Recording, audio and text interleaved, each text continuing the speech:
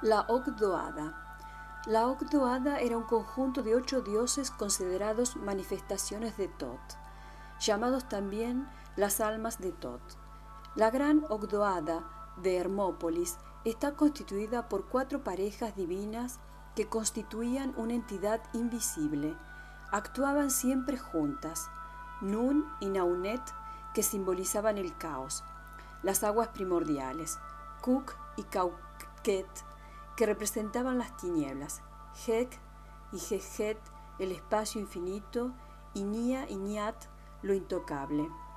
Esta última pareja fue posteriormente sustituida por Amón y Amonet, que representaban el principio de lo escondido y de lo misterioso.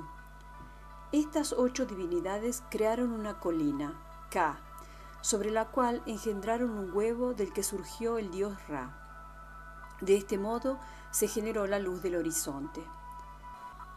Nos dice Blavatsky que el huevo fue añadido como signo sagrado a la cosmogonía de todos los pueblos de la tierra y fue reverenciado tanto por su forma como por su misterio interno.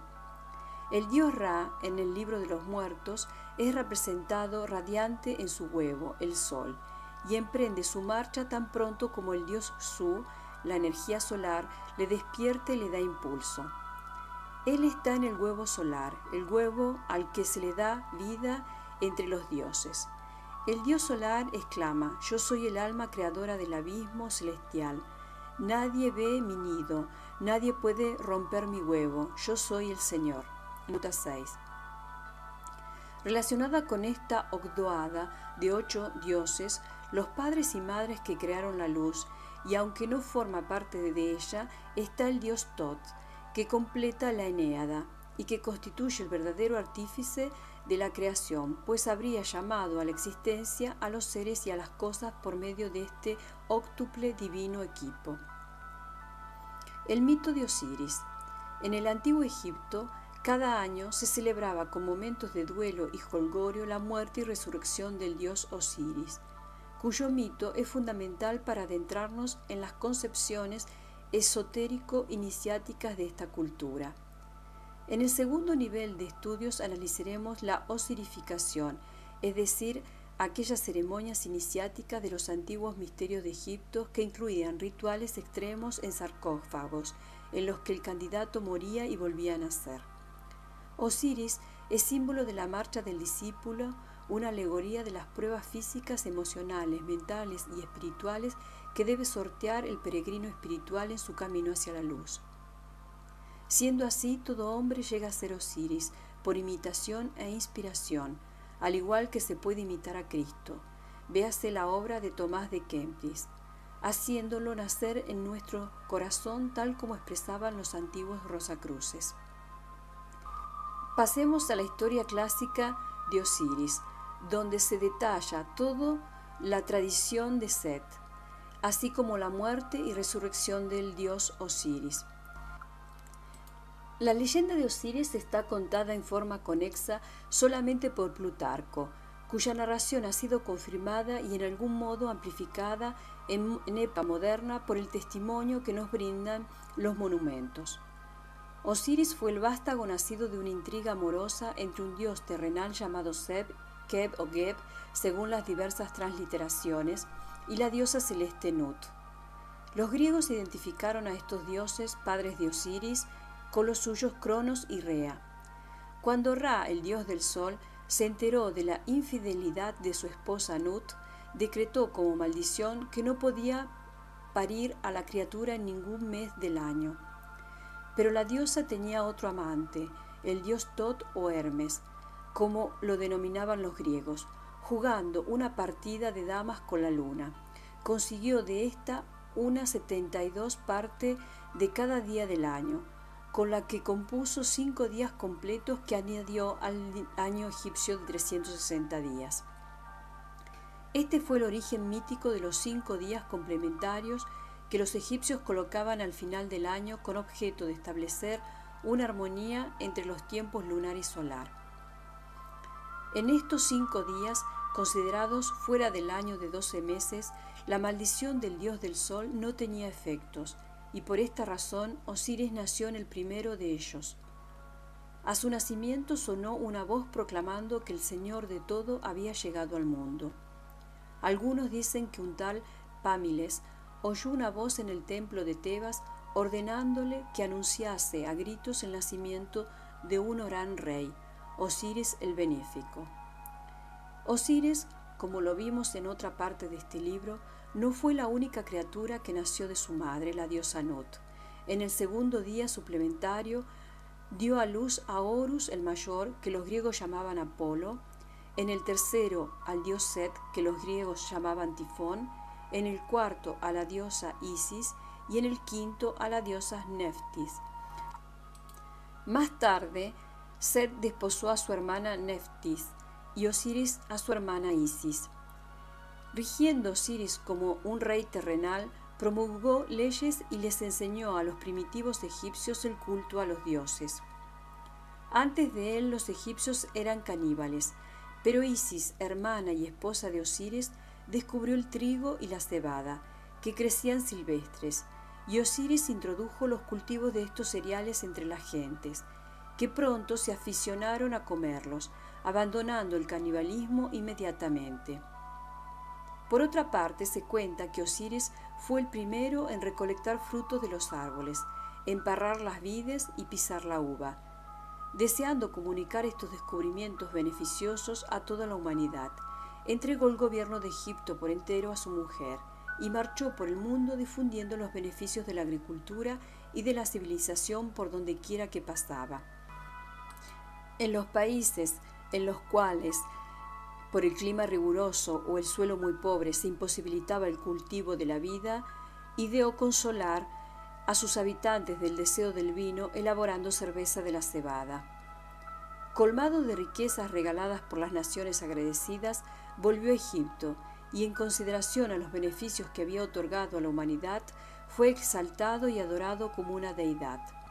Mas su hermano Set, el que los griegos llamaron Tifón, con otros 72 conspiró contra Osiris, y tomando con astucia el mal hermano Tifón las medidas del cuerpo de su buen hermano, construyó un cofre lujoso y de su tamaño exacto. Luego, en cierta ocasión en que se encontraban divirtiéndose y bebiendo, trajo el cofre y bromeando prometió dárselo al que encajase exactamente en él. Todos unos tras otros ensayaron, mas a ninguno servía por sus medidas. Por fin Osiris se tumbó en su interior, y los conspiradores cerraron prestamente la tapa, la clavaron, la saldaron con plomo derretido y arrojaron el cofre al Nilo. Esto sucedió el día 17 del mes de Atín, cuando el sol estaba en el signo de Escorpión, durante el 28º año del reinado o de la vida de Osiris. Cuando Isis se enteró de lo sucedido, se cortó un mechón de pelo y, vistiéndose de luto, erró afligida por todos lados buscando el cadáver. Isis, por aviso del dios de la sabiduría, buscó refugio entre los papiros de las lagunas del delta. 7 escorpiones la acompañaron en su fuga. Una tarde, que estaba fatigada, llegó a la casa de una mujer. Ésta se asustó de los escorpiones y cerró de golpe la puerta. Entonces uno de los escorpiones, deslizándose por debajo de la puerta, picó al niño de la mujer y le mató. Mas cuando Isis oyó las lamentaciones de la madre, se compadeció y, tendiendo sus manos sobre la criatura, pronunció sus poderosos conjuros. De esta manera, el veneno salió del niño, que resucitó. Tiempo después, Isis dio a luz un hijo en las lagunas. Lo había concebido mientras anduvo revoloteando en forma de halcón sobre el cadáver de su marido. El infante fue Horus el joven, que en su niñez llevó el nombre de Harpo Crates, esto es Horus niño. La diosa del norte, Buto, ocultó al niño de la rabia de su malvado tío, Set, pero no pudo guardarle de todas las desdichas. Un día que Isis vino a ver a su pequeño hijo en el escondrijo, le encontró tirado en el suelo, rígido y sin vida, por haberle picado un escorpión. Isis imploró la ayuda de Ra, dios del sol, que, atendiéndola, paró su barca en el cielo y envió a Tot para que le enseñase el conjuro con que podría devolverle la vida a su hijo. Pronunció las palabras mágicas y el veneno inmediatamente fluyó del cuerpo de Horus. El aire entró en su pecho y revivió. Entonces Thoth ascendió a los cielos, ocupó otra vez su puesto en la barca del sol y la brillante procesión siguió jubilosa camino adelante. Entretanto, el cofre que contenía el cuerpo de Osiris fue flotando río abajo hasta internarse en el mar, quedando al fin encallado en Biblos, costa de Siria, donde brotó súbitamente un árbol érica, que en su crecimiento incluyó la caja dentro del tronco. El rey del país, admirado de aquel gran árbol, lo mandó a cortar, para que sirviera de columna en su casa, ignorando que tenía dentro del cofre que contenía Osiris muerto. La noticia de ello llegó a Isis, que viajó hasta Biblos, donde se sentó junto a un pozo en humilde actitud y derramando lágrimas. A nadie habló hasta que llegaron las sirvientas del rey, que saludó amablemente, trenzó sus cabellos y exhaló sobre ellas el perfume maravilloso de su propio cuerpo divino. Cuando la reina contempló las trenzas de sus doncellas y olió el suave perfume que de ellas emanaba, envió a buscar a la extranjera y la recibió en su casa, haciéndola nodriza de su criatura. Pero Isis dio al niño el dedo a mamar en lugar de su pecho, y por la noche incendió todo lo que en el niño era mortal, mientras ella misma, en figura de golondrina, revoloteaba alrededor del pilar que contenía a su hermano muerto, piando lastimeramente. La reina, que espiaba sus acciones, empezó a dar gritos al ver a su hijo entre llamas, impidiendo así que éste llegase a alcanzar la inmortalidad. La diosa entonces se manifestó como quien era y pidió la columna que sostenía el techo. Se la dieron y abriéndola sacó el cofre de su interior y se arrojó abrazándose sobre él y lamentándose en forma tal que el menor de los hijos del rey murió del susto allí mismo. Envolvió el tronco del árbol en un lienzo fino y lo ungió, devolviendo el leño a los reyes, que lo colocaron en un templo de Isis y fue adorado por el pueblo de Biblo. Isis puso el cofre en una embarcación y, acompañándose del mayor de los hijos de los reyes, se alejó navegando. En cuanto estuvieron solos, abrió el halcón y, tendiendo la cara sobre la de su hermano, le besó y lloró. El niño cautelosamente se acercó por detrás y vio lo que estaba haciendo. Cuando ella se volvió de repente y le miró, el niño no pudo soportar su encolorizada mirada y murió. Alguien cree que esto no sucedió así, sino que cayó al mar ahogándose. Tal es que los egipcios cantaban en sus banquetes bajo el nombre de maneros. Cuando Isis dejó el cofre para ir a ver a su Horus en la ciudad de Buto, Tifón lo encontró cuando cazaba un jabalí en una noche de luna llena. Reconocido el cadáver, acto continuo lo descuartizó en 14 pedazos, que esparció por distintos sitios. Isis después, embarcada en una chalupa hecha de papiros, buscó por todos lados los pedazos en la laguna. Esta es la razón por la que, cuando la gente navega en chalupas de papiro, no temen a los cocodrilos, puesto estos respetan a la diosa. Y además también lo es de haber tantas tumbas de Osiris en Egipto, pues ella iba sepultando los trozos en los mismos sitios donde los encontraba. Otros mantienen la idea de que ella enterró una imagen de él en cada ciudad fingiendo que era el cuerpo, con el objeto de que pudiese ser adorado Osiris en muchos lugares y de que si Tifón buscaba la verdadera tumba no pudiese encontrarla. Sin embargo, como el miembro genital de Osiris había sido devorado por los peces, Isis modeló una imagen de él en su lugar, y esta imagen es usada por los egipcios en sus funerales.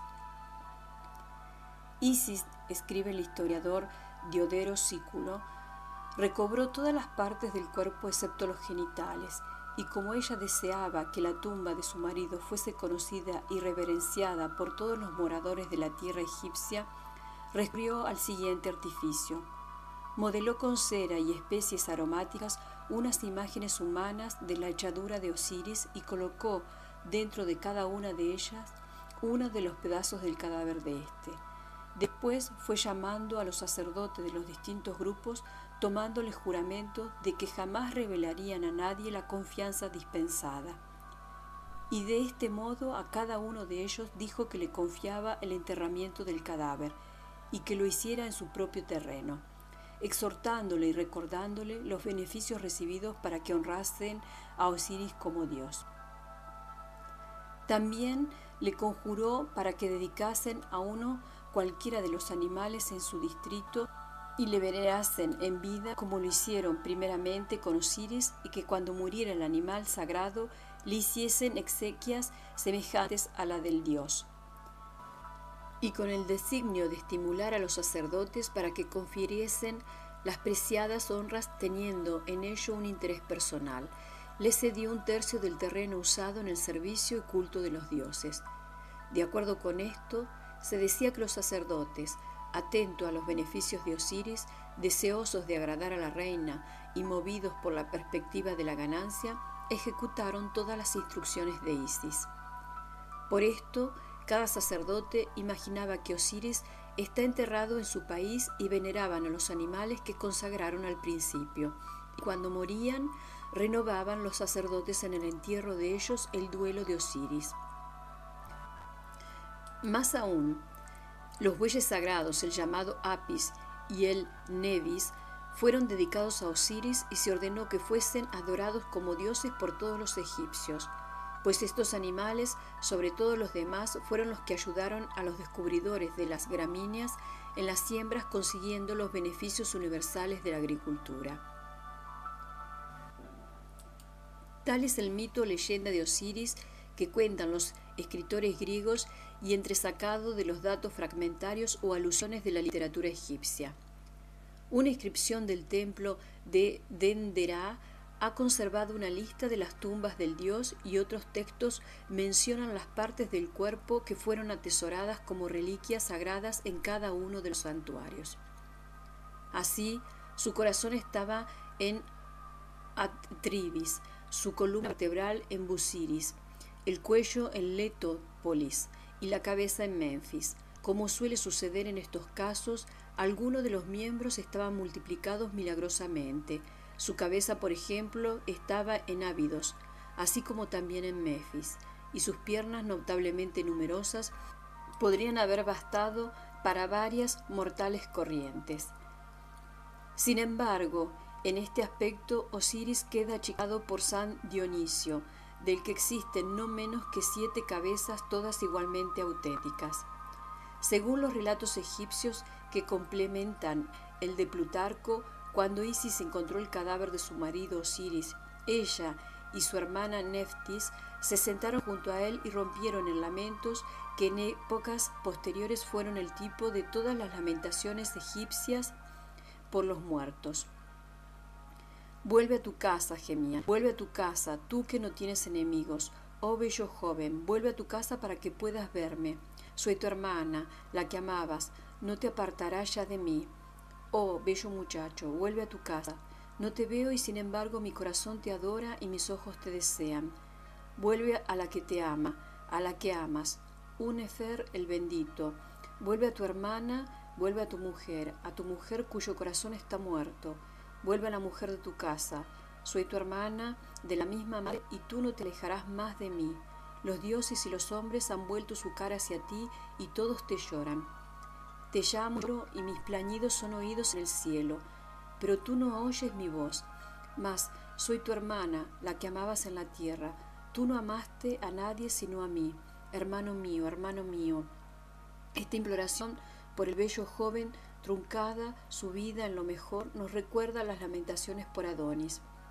El título de Unefer o el bueno que se le concede acentúa la bondad que la tradición universal adscribe a Osiris. Fue su título más corriente y uno de sus nombres reales. Las llorosas quejas de las 2 apenadas hermanas no fueron en vano.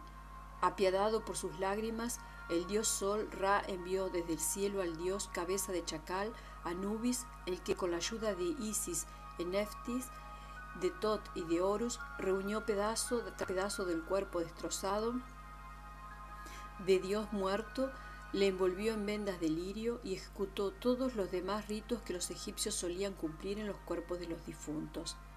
Después, Isi abanicó la fría arcilla con sus alas. Osiris revivió y desde entonces gobernó entre los muertos como rey en el otro mundo. Allí gozaba de los títulos del Señor del mundo subterráneo, Señor de la eternidad y Rey de los muertos. Allí también, en el gran salón de las dos verdades, asistido por 42 asesores, uno por cada uno de los distritos principales de Egipto, presidía como juez el juicio de las almas de los difuntos, que hacían su confesión solamente ante él, y cuando habían sido pesados sus corazones en la balanza de la justicia, recibían el premio de la virtud en su vida eterna o el castigo aprobado de sus pecados. En la resurrección de Osiris, los egipcios vieron la promesa de una vida eterna para ellos mismos más allá de la tumba. Creyeron que todos los hombres vivirían sempiternamente en el otro mundo si los amigos supervivientes ejecutaban en su cadáver lo que los dioses hicieron con el de Osiris. Por esto, las ceremonias funerales eran copias de los ejecutados con el dios muerto.